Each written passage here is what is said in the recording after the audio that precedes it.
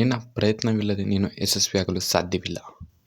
ನಿನ್ನ ಸಂಪೂರ್ಣ ಪ್ರಯತ್ನ ನಿನ್ನ ಕೆಲಸದಲ್ಲಿದ್ದರೆ ನೀನು ವಿಫಲವಾಗಲು ಸಾಧ್ಯವಿಲ್ಲ. ನಿರಂತರವಾಗಿ ನೀನು ಕನಸು ಕಾಣು. ನಿನ್ನ ಎಲ್ಲ ಕನಸುಗಳು ನಿನ್ನ ಯೋಚನೆಗಳಿಗಾಗಿ ಒಂದಲ್ಲ ಒಂದು ದಿನ ನನಸಾಗೇ ಆಗುತ್ತೆ.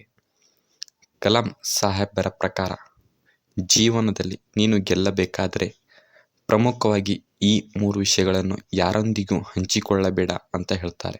ಮೊದಲನೆಯದು ನಿನ್ನ ನೋವು. ಜೀವನದಲ್ಲಿ ಪ್ರತಿಯೊಬ್ಬರಿಗೂ ತಮ್ಮದೇ ಆದ ಸಮಸ್ಯೆಗಳಿವೆ, ನೋವುಗಳಿವೆ, ಸಂಕಷ್ಟಗಳಿವೆ. ಆದರೆ ಅದೆಲ್ಲವನ್ನು ದಾಟಿ ಮುನ್ನುಗ್ಗಿದಾಗ ಮಾತ್ರ ನಿನ್ನ ಜೀವನದಲ್ಲಿ ಯಶಸ್ವಿಯಾಗಲು ಸಾಧ್ಯ.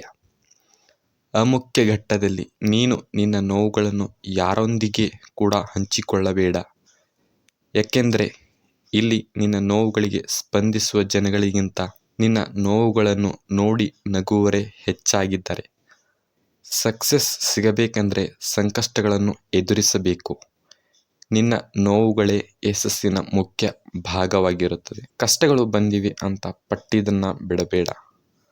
ಇವತ್ತಿನ ದಿನ ಕಷ್ಟವಾಗಿರಬಹುದು, ನಾಳೆ ಅದಕ್ಕಿಂತಲೂ ಕೆಟ್ಟದಾಗಿರಬಹುದು. ಆದರೆ ಮುಂದೊಂದು ದಿನ ಎಲ್ಲವೂ ಸಂತೋಷವಾಗಿರುತ್ತೆ. ಇನ್ನೇನು ಇಲ್ಲ, ನೀನು ತಪ್ಪು ಮಾಡಿದಾಗ ಅದನ್ನು ಮುಜುಗರವಿಲ್ಲದೆ ಒಪ್ಪಿಕೊಂಡು ಸರಿಯಾದ ಮಾರ್ಗದಲ್ಲಿ ನಡೆಯುವುದನ್ನು ಕಲಿ. ಎರಡನೆಯದು ನಿನ್ನ ಗುರಿ.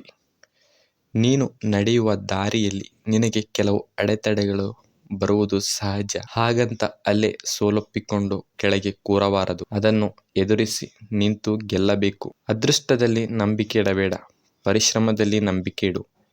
ಈ ಹಾದಿಯಲ್ಲಿ ನೀನು ಗೆಲ್ಲೋದಂತೂ ಪಕ್ಕ. ಆದರೆ ನೀನು ನಿನ್ನ ಗುರಿಯನ್ನು ಮುಟ್ಟುವ ಹಾದಿಯಲ್ಲಿ ಯಾರೊಂದಿಗೂ ನಿನ್ನ ಗುರಿಯ ಬಗ್ಗೆ, ನಿನ್ನ ಕನಸಿನ ಬಗ್ಗೆಯೂ ತುಟಿಬಿಚ್ಚಿ ಮಾತನಾಡಬೇಡ.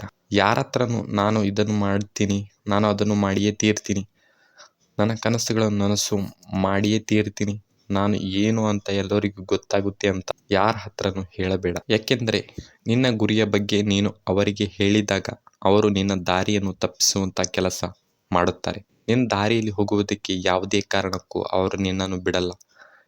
ನೀನು ನಿನ್ನ ಗುರಿಯನ್ನು ತಲುಪಬೇಕಾದರೆ ನೀನು ನಿನ್ನ ಒಂದೇ ಮನಸ್ಸಿನಿಂದ ನಿರಂತರವಾಗಿ ಪ್ರಯತ್ನಿಸಬೇಕು. ಮೂರನೆಯದು ನಿನ್ನ ಯಶಸ್ಸಿನ ಗುಟ್ಟು. ಕಲಾಂ ಸಾಹೇಬ್ರ ಪ್ರಕಾರ ನೀನು ನಿನ್ನ ಯಶಸ್ಸಿನ ಗುಟ್ಟನ್ನು ಯಾರೊಂದಿಗೂ ಹಂಚಿಕೊಳ್ಳಬೇಡ.